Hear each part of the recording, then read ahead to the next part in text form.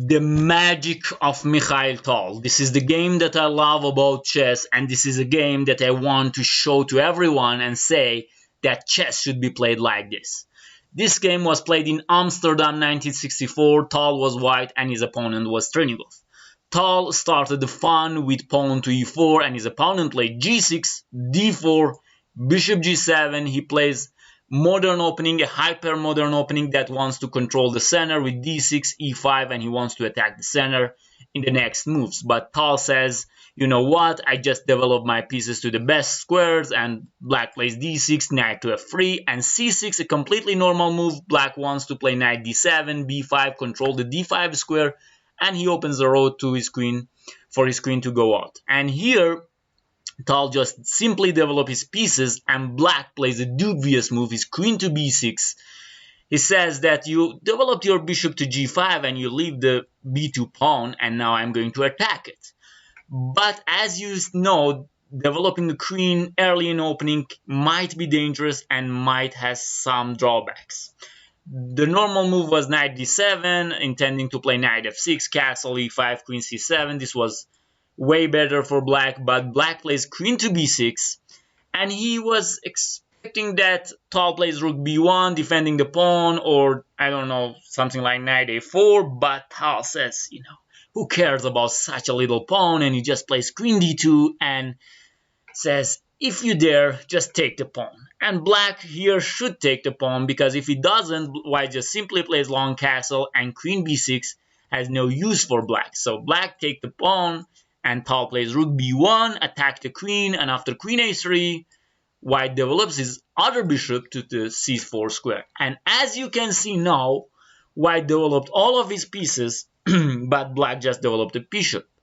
And his queen on a3 is not in a very comfortable square and might be attacked in next moves.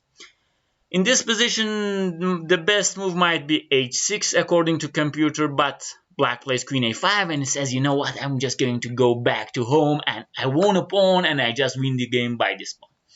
Tal just simply castles here and says, my position is very great, I don't need to have anything clear right now.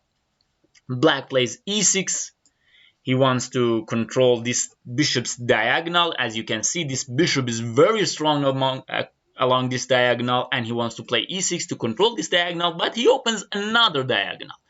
And as you can see, all of white's pieces are active right now. The rook on b1 is very active, the bishop is active, the other bishop, the knight is in a good place, this knight is in a good place, queen is developed, and here Tal play according to a rule that says activate all of your pieces and bring all of your pieces to the attack, and Tal just simply plays rook e1, shows that sacrificing a pawn doesn't mean to attack as quickly as possible. He sacrificed the pawn positionally, and he has a lot of space and development for this pawn, and he doesn't have any worries. And here it's very hard to black to continue.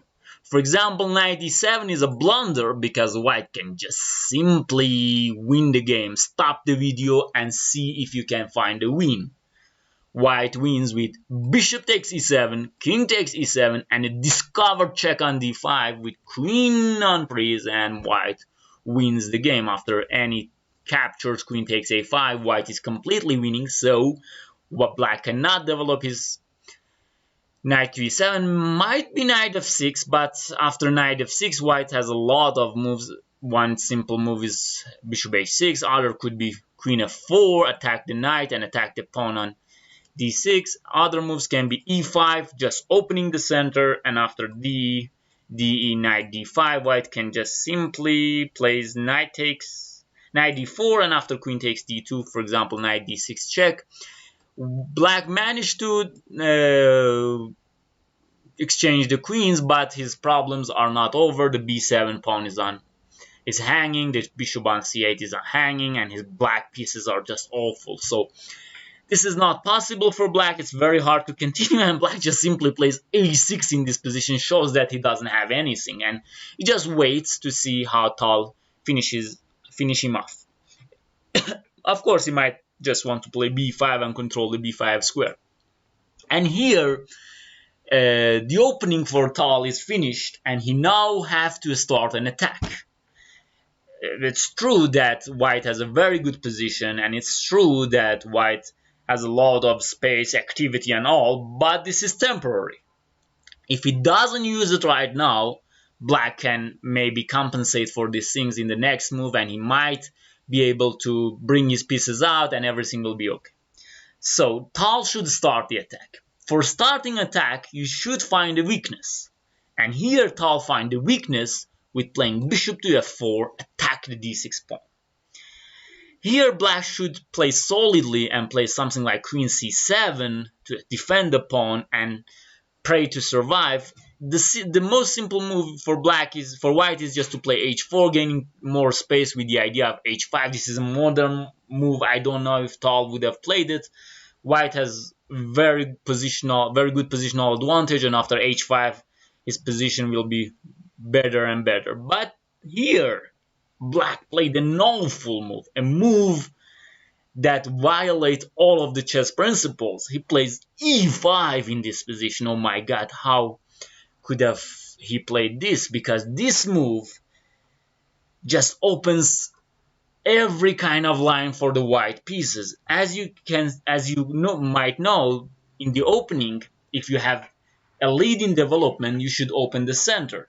And if you are behind in development, you should close the center. But Black plays e5, he opens the center while his pieces are not out, while he's king in the center. I don't know what he was thinking about, and this is very strange and bizarre for me. And here Tal says, thank you very much, guy. Thank you very much, dude. I'll just take it. And here, the D line is open. The bishop line is open. Everything is open. But you need to calculate deeply to find the win here in this position. Of course, White can just simply play the best moves. But Tal played a brilliant move. You can stop the video right now and think what do you play with white pieces in this position. In this position, Tal's bishop is hanging, Black wants to take the bishop. Tal says, who cares about bishops? I just want to mate. And he plays queen to d6. What is this?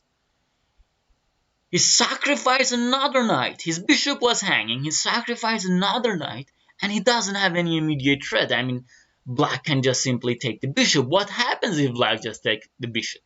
White plays a brilliant move, knight to d5, threatening knight c7, and there is no defense for it. And if c takes d5, just e takes d5. Look at this rook. Look, when Tal played rook fe1, he was intending something like this, and now this king is mated after bishop e6, d6. Everything is hanging, everything, every single piece is hanging, and Black is completely lost. So Black cannot take the bishop. And what can he do? His e5 pawn is hanging, so he takes the knight. Tal says, I'm going to mate you. Rook e d1, queen d8 is checkmate. How do you defend it? Okay, there is no other defense. He plays knight d7. If bishop d7, the simplest move is just rook b7. Rook takes d7 will be checkmate. So he plays knight d7. And here comes the finish. White starts and checkmates. White sacrifices bishop on f7, and after king takes f7, knight to g5 check, bringing the pieces king back to e8, queen to e6 check. There's two moves for Black. Of course, king f8, queen f7 is mate, and if king d8, knight f7, king c7, queen d6 is mate. So he plays knight d7, queen f7, king d8, and knight d6. And this is checkmate. Mikhail Tal checkmate his opponent in 19 moves with a very strong attack. I hope you enjoyed this video and this video was helpful for you. And if this is the case, please like the video and write your thoughts and comments below the video and share it to your friends. Have a good day and have fun with chess.